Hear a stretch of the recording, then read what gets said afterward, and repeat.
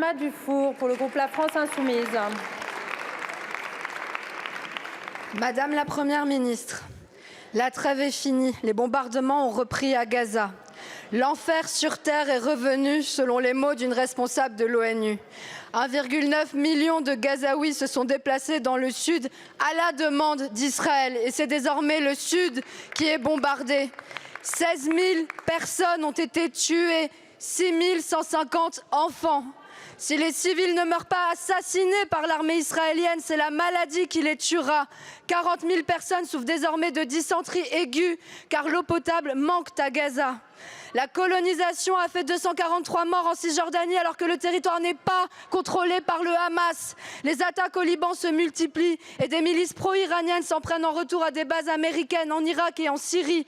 Combien de temps allez-vous laisser Netanyahou mettre en danger la sécurité de toute la région ?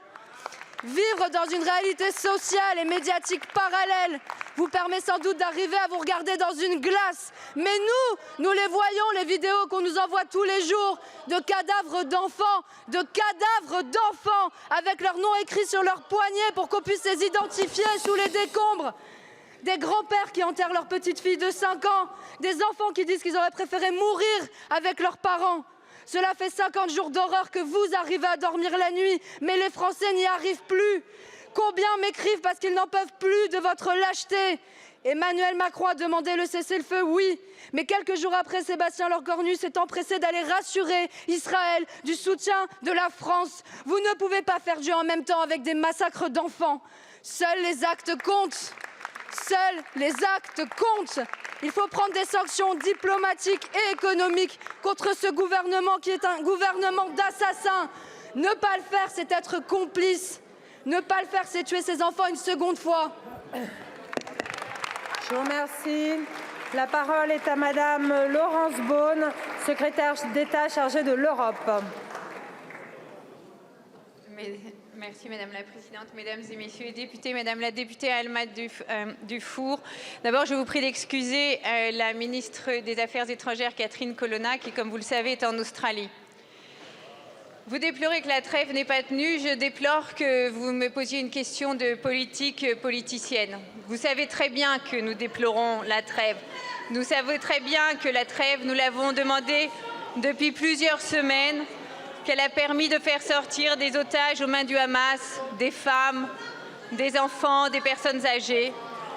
Cette trêve, elle a permis la libération de 4 de nos otages, 4 compatriotes.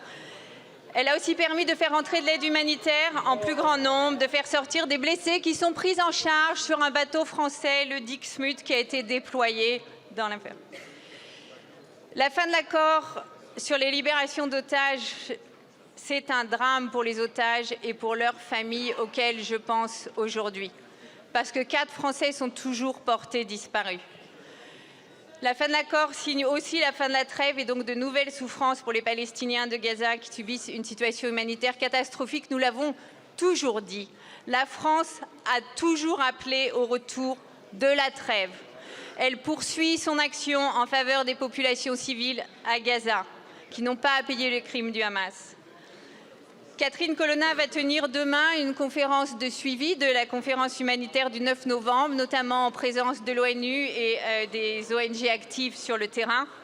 Et ça sera l'occasion de faire le point sur les engagements qui avaient été pris le 9 novembre et d'avancer dans leur mise en œuvre concrète au bénéfice des populations. Écoutez, monsieur, au-delà à nouveau de vos politiques politiciennes, au-delà de l'urgence, la France, elle, continue d'œuvrer avec le gouvernement à un cessez-le-feu qui est nécessaire, comme l'a rappelé le président de la République, mais peut-être vous n'entendez pas très bien. Et d'ailleurs, les consultations se sont poursuivies au Qatar. Je vous remercie. Merci beaucoup, Madame la Ministre.